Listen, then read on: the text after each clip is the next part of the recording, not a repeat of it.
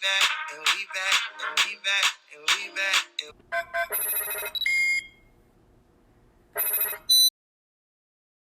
In today's society, deviance and crime run closely together. Deviance is any behavior, belief, or condition that violates significant social norms in the society or group in which it occurs. Crime is behavior that violates criminal law and is punishable with fines, jail terms, and/or other negative sanctions. As of June 23rd in the city of Chicago, there has recently been 244 people killed due to violence in the year of 2019. To better express, there will be four perspectives: functionalist, conflict, symbolic interactionist, and postmodernist. To begin, we have the functionalist perspective. Functionalist focuses on societal stability and the ways in which various parts of society contribute to the whole. The best way to explain this is through Merton's strain theory.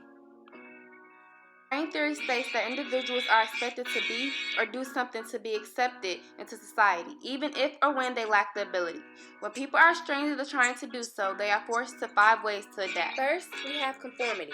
That is for the people who actually work hard and save money. Then you have innovation, for those who obtain their goals by stealing or dealing drugs. Next, ritualism, which represents the people who are unable to get money, but people still see them as hard workers. Then, retreatism is for those who just basically give up and resort to things such as alcohol or drugs. And lastly, rebellion are for those who resort to crime or vandalism to show their frustration with society. Next, we have the conflict perspective. Conflict theorists believe that people in power maintain their advantage by using the law to protect their interests. This can be explained by the critical theory made by Karl Marx. The critical theory makes the assumption that laws in the criminal justice system protect the power and privilege of the capitalist class. The lack of social integration have such a great impact on the deviance and crime in Chicago because without bonding and community involvement, people feel unloved.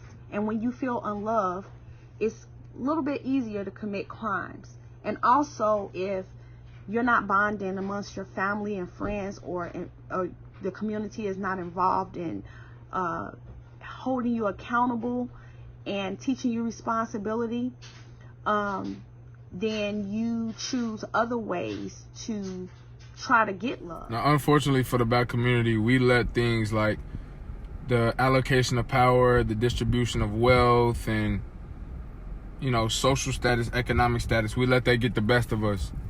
And essentially, we're doing exactly what's planned, which is we're going against each other because of what everybody else has.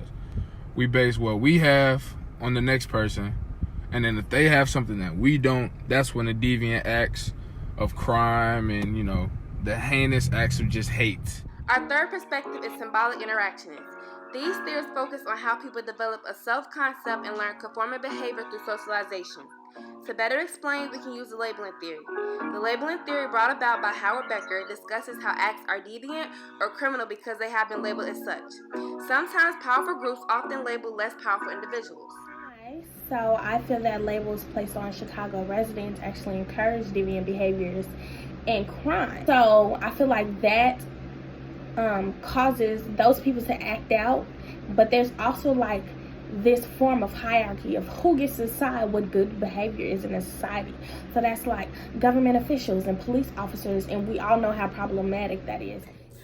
When labels such as Chirac are placed on Chicago residents, it does encourage deviant acts and it increases crime levels because that's already a negative. Chirac, you immediately think of a war zone. So when they're taught that, when they hear that, then they act like that. For example, a positive deviant act can be Dr. Martin Luther King in his March on Washington back in 1963.